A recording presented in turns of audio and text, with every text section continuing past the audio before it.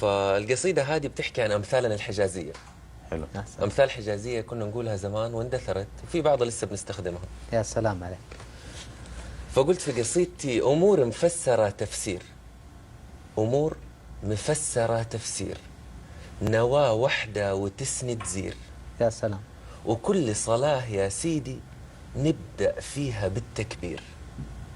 زمان قالوا ما شي ضر غير والله الكلام المر. الله. هداك قالوا من رفزة وغمزة بس فهمها الحر. الحر. في ركني قالوا يعركني كلام ما أجمله يا خال. عشان كبابك أكب عدسي. أوه. مثل قالوا صحيح رجال. جبت أقرع يونسني كشف القرعة خوفني. ولد مكة أنا يا ناس صعبة غريب يطوفني. اردب حب لا توقف عمرك يوم على كيلو. ترى دقنك حتتغبر وانت تتعب في شيله. أما الموجة لو عليت بسم الله لها وطاطي.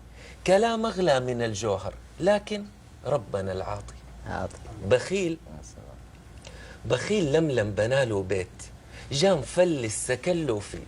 فضل يجري وعنده أمل إيجاره يا عسى يلاقيه.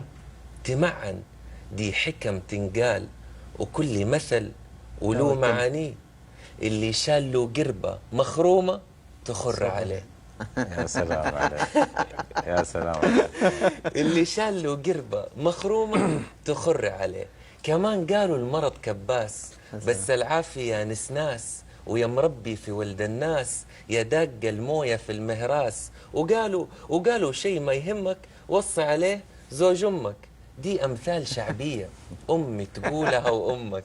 تعال وافهم معانيها وادرس الحروف فيها. كل أمثالنا إبداع حكم والكل ناسيها. يا سلام يا سلام، صح لسانك. الله يسلمك.